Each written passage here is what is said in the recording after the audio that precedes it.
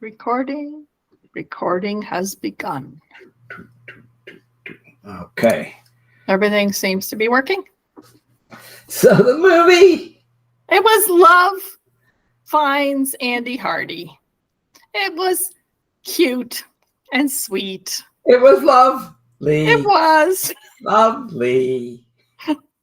I would, what I didn't know until after I watched it, that it's part of a 16, different movies that this guy, Mickey Rooney just played the part, because it was just this series that they went through. The same guy every time. Yep. Oh, yep. wow. So it started out. The first one was called A Family Affair, and it was in 1937.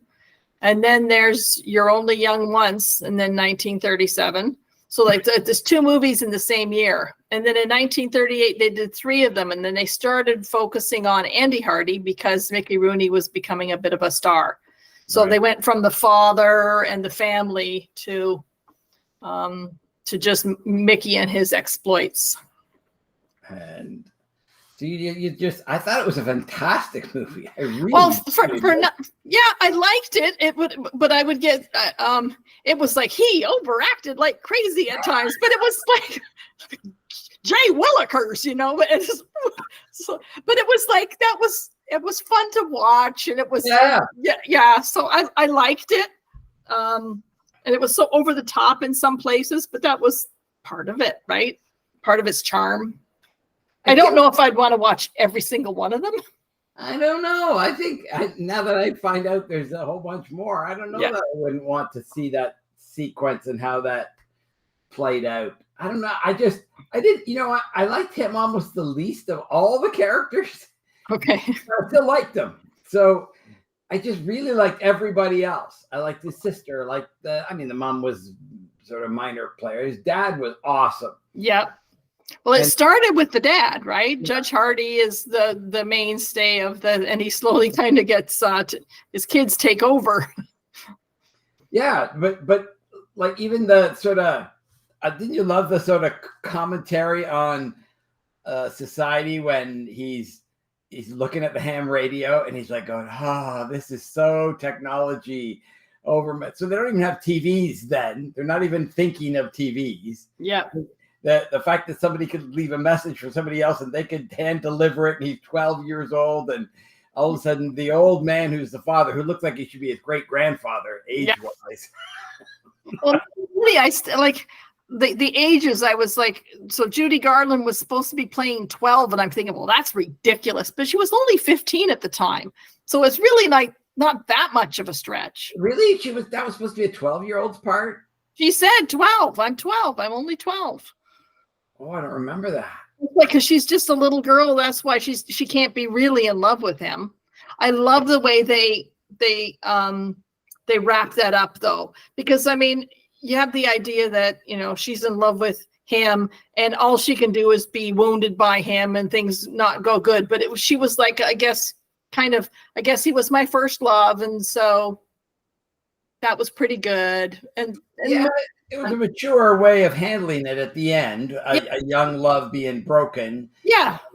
You're rooting for her in many ways. Yeah, I thought they would end up together. It's the two of them on the front, but I guess it's because she was such a star. Yeah, of course.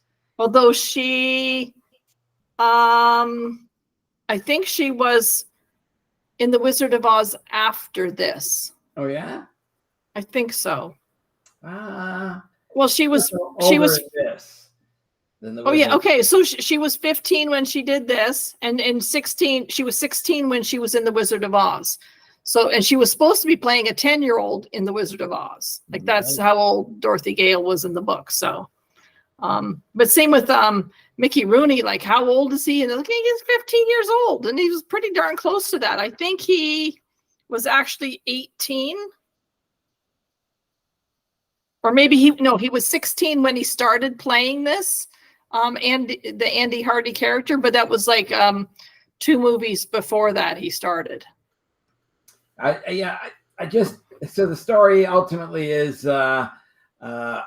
upper middle class, you'd have to say at the time, family in the late 30s, and his father is a judge in town, and the parents are getting older. The father is thinking, my wife cooks all the time. I'm going to help her out by hiring a cook, and finds a way of swinging that. And it starts off with him reprimanding a young boy for driving a tractor or smashing up a tractor or something of that nature. And he gets in trouble. And later that little boy ends up helping him out to get a message to his wife, who's out visiting her mother because she's sick right at Christmas time. Yeah. And it was funny how when they introduce characters, you think, okay, is this going to be a minor character or not? Like, I thought the kid was introduced to show us how good of a judge he is, because he, the way the punishment he sets in motion is all good and honorable and all that. So I thought that would be the end of it, but in the end, the kid actually helps him, and that's a really nice, I won't say twist, but a way of completing the character. And the judge even said, or his father said to the boy, maybe I was too harsh and I should pay your damages for you, kind of thing. And he goes, no, I deserved it. That's on me. And it just shows the strength. They're trying to show how not entitled people were back in that time compared to now. Yeah. When you steal a car and you smash it, and then you sue the people you stole the car from, you sue the manufacturer of the car, you sue it allowed a 15-year-old to steal it. Okay, the conversation where it's like they were going to be stealing the maid, or the cook from the one person, and they had tried, and the way he kind of hornswoggled it into, but did you think that cook was going to be black? No. I did. For some reason, I thought, they're going to introduce a black character, but they didn't. It was a white cook, and I was sort of surprised by that. She was Eastern European. I didn't think that. That's funny, because you're right. Because you'd normally think a movie from the 30s, the maids and the cooks were black. Yeah. No, but that wasn't my first instinct. Oh, I'm not racist. I'm not racist. No, it's just I've watched enough movies of that time, and that's the only parts they had. 100%. That's what you would do in that case. There's a couple things I won't say I didn't like, but the telegram used to would scare the mother because she was afraid of bad news, and it was like it was so like you couldn't. The ham radio had to be a message, and you're like, don't ring the doorbell because we don't want to set her off into a tizzy. She seems like so emotionally fragile or something. Like it didn't kind of match with the character a little bit. So they're ringing the doorbell at midnight in a farm. Yeah. Okay. Like it's going to be really, really late at night, and it's a 12-year-old boy doing it. Yeah. No, and I kind of get that, but it was a little too much. She was like, mother can't handle getting a telegram, and mother can't handle certain things. And I love how she came through the door at Christmas. Yeah. That was nice. And even the way the one thing I really, really liked, I like when people show a understanding of their environment to a level to sort of prove that it's their house, like somebody closing a fridge door by using his elbow, the way he would do it every single time, just without even looking. He knows how much it's open, and he would go do that. And the way Andy Hardy, sat in the chair by lifting his leg over the back of the chair every single time, lifting the leg over the back of the chair and sits down. When you're watching it, that's pretty high. He's stretching it out pretty good, and yet he does it so fluidly. You know what I mean? It's just, that's his chair, and that's how he sits. And I really like that because he did that like 2 or 3 times and sat down. Well, it makes him look younger because adults don't do that. Yes. Right?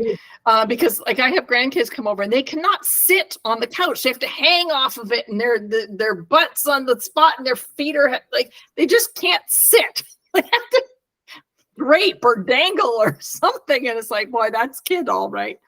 I love how Betsy got him a hood ornament. I thought that was just so sweet.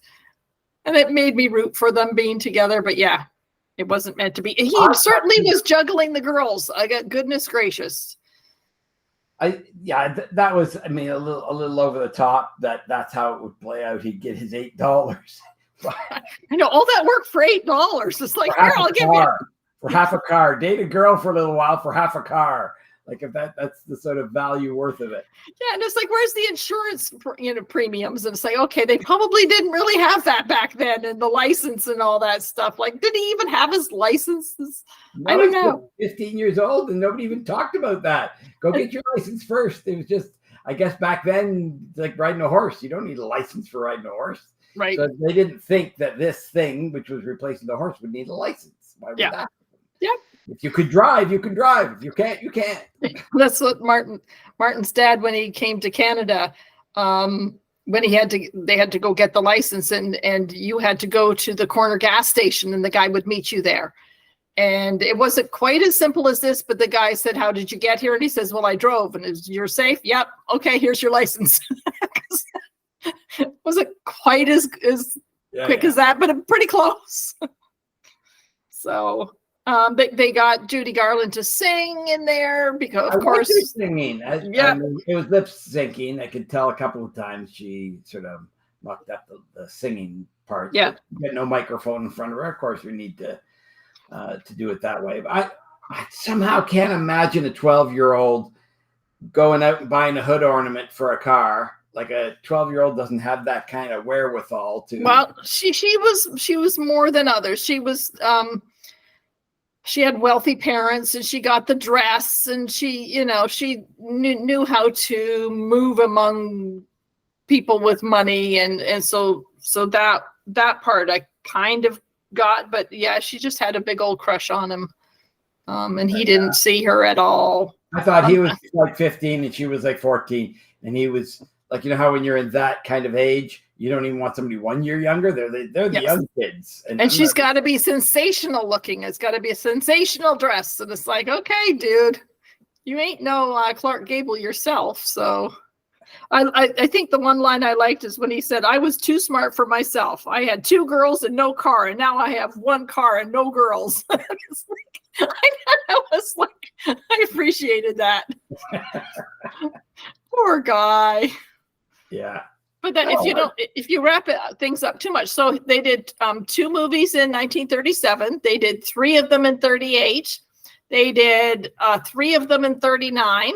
They did 1 in 40. They did 2 in 41 and 2 in 42, and then 44 and 46. And then 12 years later, they tried Andy Hardy Comes Home. And so they tried to wrap it up with a wedding, and they would have gotten the original girl, but she didn't want to do the film. So they found someone new. And yeah, I think they also did a radio show after this as well. So yeah, they addressed the war in the last one, because they worked at it through the war. So there's 16 movies. It's almost like a TV series, because I don't think they had TV so much back then in the 40s. Certainly most people didn't have sets and stuff like that. Yeah, it's the start of a series. Like a yeah. Well, I don't know that I could find even most of those movies. That might be very difficult, but nice to know that there's other ones that I can keep a lookout for. But it's basically Andy Hardy trying to, make his way through life. But it'd be neat to see how they address him in different years, and how much he's the same guy or different. They said, like, a new director goes, no, I want to play you as a cool Casanova, and the other one, I want to play you as a nerdy geek. And but how much they made that different or continued it the same. Well, the titles are Andy Hardy Gets Spring Fever, Andy Hardy Meets a Debutante, Andy Hardy's Private Secretary, The Courtship of Andy Hardy, Life Begins for Andy Hardy's Double Life, Andy Hardy's Blonde Trouble. So, because they had the brunettes at the beginning, now he'll throw blondes at him. And Mickey Rooney was notorious for having, all kinds of females. I don't know. He was married a lot of times. Yeah, I remember him being married a lot of times. I remember hearing that. Yeah. All the women, I'm looking at the cast and crew here, all the women are blondes or really light hair, like red hair or something. I guess blonde was really in then, but that's that whole German thing where America was quite, I don't know if the word racist is the word, but blonde hair, blue eyes was the yeah, like they were the same as the Germans saying blonde hair and blue eyes is the proper way of being. So every woman, I guess, went out and dyed their hair like crazy. Even Mickey Rooney in his picture, sort of blondish hair. Yeah. Well, like then there became things like, or women like Marilyn Monroe, and everyone wanted to have hair like that. Our mother colored her hair blonde. Oh, really? When she was, I remember seeing pictures of her blonde. Yeah. But that was colored hair. That wasn't her hair. Well, like it was her hair that was colored. That's what I'm saying. It wasn't her natural color. I just thought she was blonde. Well, she was blonder, but in fact she colored it and got a perm once, and all the hair fell out. She said. Well, Jennifer, I thought, was very blonde when she was born. Yes. So yeah. She was the blonde baby in our family. Yeah. No, I remember her being very blonde. And yeah, the one thing that now is like sort of, I won't say, culturally inappropriate was Judy Garland. She's pining away, for Andy Rooney, and she was saying, "I'll never be able to get a man. I'm not glamorous enough." And like, she's 12. She's supposed to be 12, and she's bemoaning the fact that she'll never get a man. Yeah, but that's what you do at 12. You at 12 would have said, "I'll never have a boyfriend. I'll never have a husband," because that's what you think, because nobody's liking you at that moment. I don't know. I have grandchildren now who are 12 and 13, and I don't think they're saying, "I'm never going to get a man." Well, like have a boyfriend maybe. But you're talking to grandma. They don't talk about that kind of stuff to you. You wouldn't have talked about that stuff to your grandma. I know you're a different grandma than our grandparents were.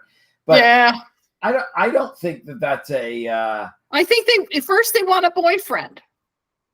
Someone who will take them out. Not that they don't want to get married and have children. At 8, it's the Prince Charming and sure. I want to be a princess and I want somebody to come along, and so you think of that being your man. I don't think it's that they're thinking about marriage and what all that entails. They're just thinking about, I want somebody to want me, so I'm there. Yeah. Okay, yeah, I get that point. I tend to think a 12-year-old would be doing it, especially an adult 12-year-old who all they see, and I mean adult because of the circles that she runs in. She's a singer and private school, and so she's the sort of upper middle class. Yeah, like upper class. I did love the way she Betsy tricked Cynthia into thinking that Andy had an old yucky car that he was going to drive her to the dance in. I thought that was pretty good. She's like, "Oh, this is the car. I'm not driving it." So now he has no dates. Tell me if I have it right. He called up the girl that he was dating for his friend and said, "No, I can't go."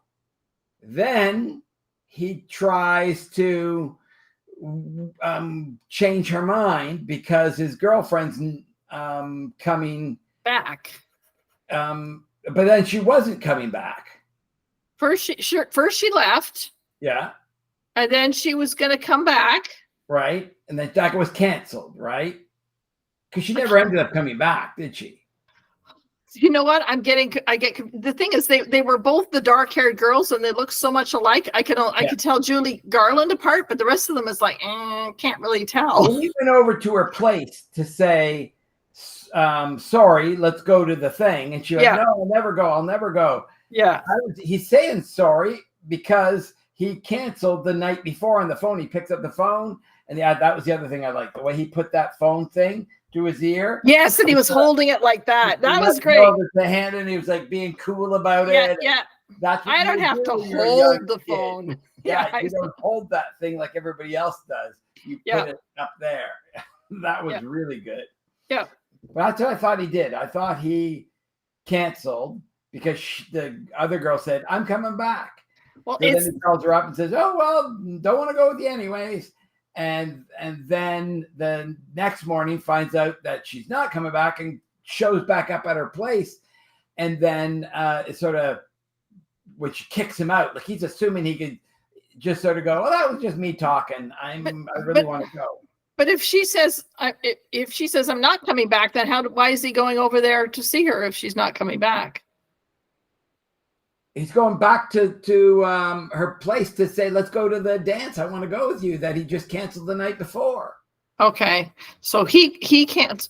Yeah, because he is juggling females. No doubt about that. And some of it's kind of honorable. But same with his he gets a kiss from one of them and woo woo woo woo woo. It was just like cartoons. Well, I know it was very much like Daffy Duck or something. Yeah, really. I think Daffy Duck would have done the same. But that's because the one was wanting to kiss, and his original girlfriend wasn't so much wanting to kiss. You go, can I kiss you on the walk home? She goes, no. What are you talking about? And the other one went, let's go walking because I want to walk with you late at night and you can keep me warm. Well, they were talking about kissing by force, and that's a good way too. And it's like, yeah, that was like really. I wasn't kissing you last night. No, you kissed me by force. Well, that's a good way. That was very. Yeah. That doesn't fit with me too. Someone would be putting the kibosh on those lines nowadays. I thought they were gonna why didn't the Me Too dig him out of his grave so they could yell at him? Yeah. Shake and wag their finger saying you should. Andy Rooney. Let's cancel. Yes, we should. No more Andy Hardy books at all because he was very inappropriate. There you go. I like this little goofy face. Oh, by force, that's good too. Yeah,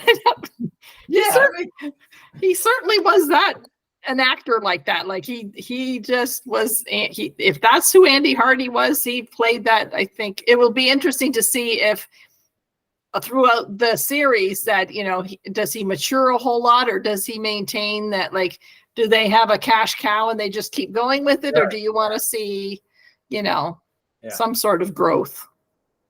Hey, I found this thing. I told it to Stacy. It's called Fuzz TV on YouTube. And in it, they have whole seasons of Barnaby Jones, Streets of San Francisco, Police Story, Hardcastle and McCormick, TJ Hooker. Okay.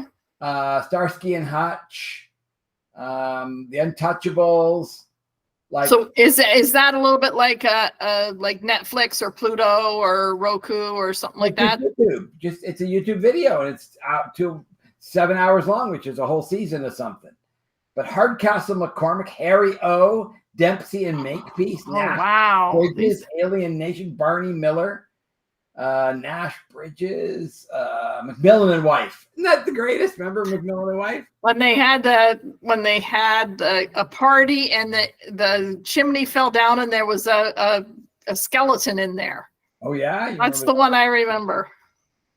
A Man Called Hawk, Vegas, Charlie's Angels, Policewoman, Heart to Heart. So now we're doing commercials for Fuzz TV.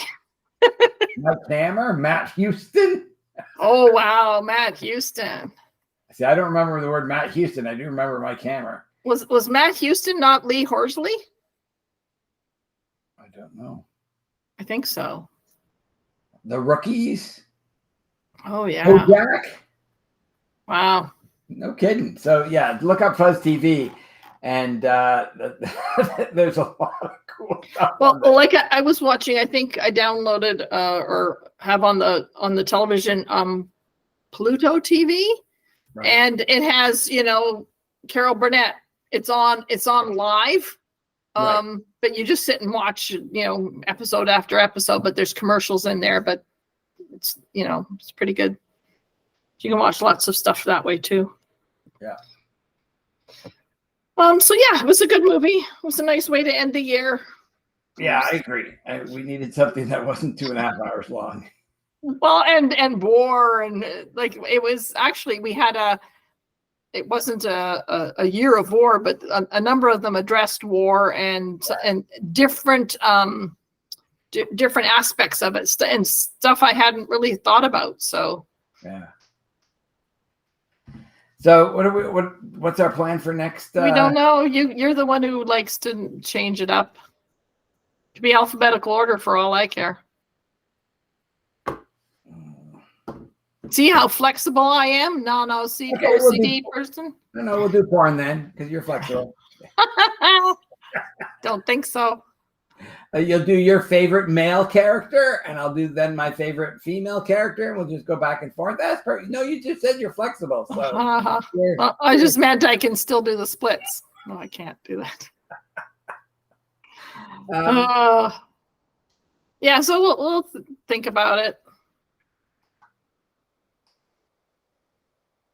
Think anyone's still listening?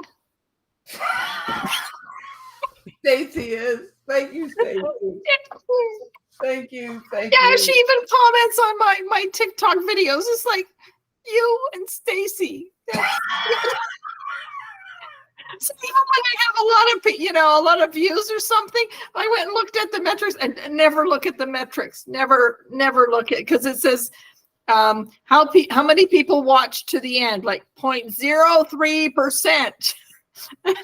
How long is the average? They watch for 1.7 seconds. It's like, oh crap.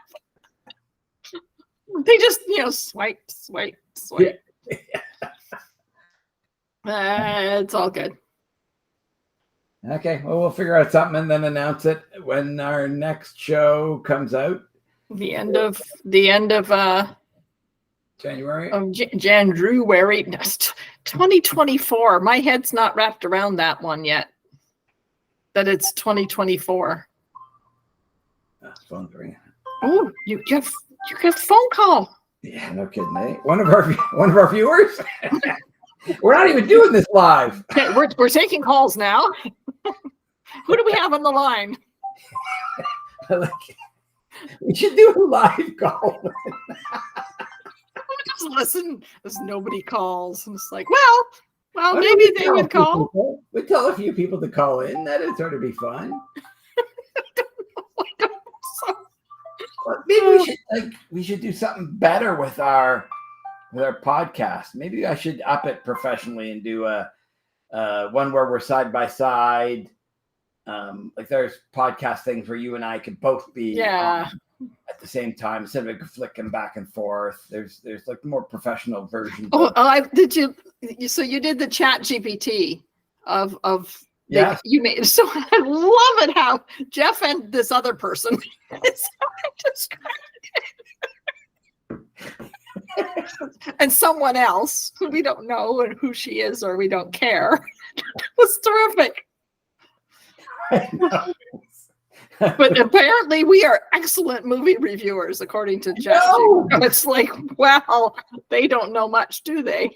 So I'll say what you're talking about here. So I have ChatGPT, the paid for version, and in it you can put in a video that's online and tell it to give you a synopsis of the video and tell it how detailed you want it and what information you want to glean from it, and it will watch the video. I think it just goes to the closed captions, even if they're not made, they're made like they exist for a video. It then takes that and does its ChatGPT conversational stuff with it.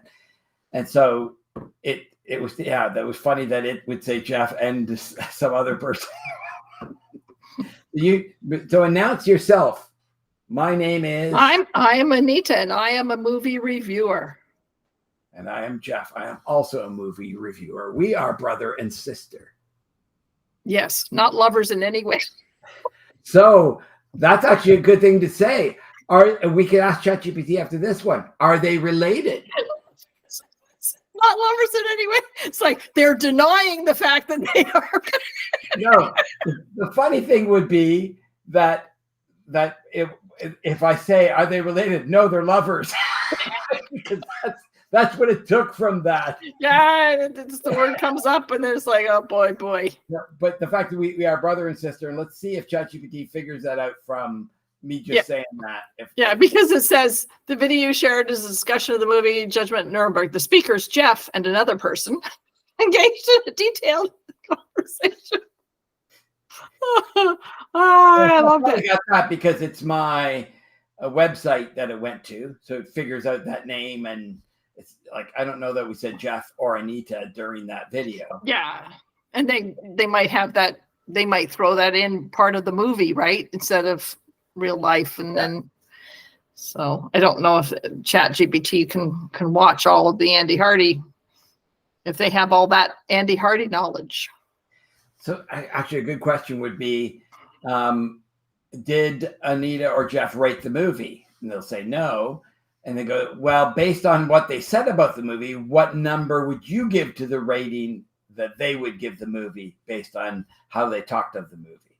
And then it comes out and says, well, Jeff said really good things about it, so maybe that's just like that'd be good to see if it can like figure out our rating. How we would rate it, yeah. Yeah, it was I never really like rating stuff because it's like for one thing I'd rate it really low, and then the other one is like because it was cornball in a lot of ways, but that's what they were making back then.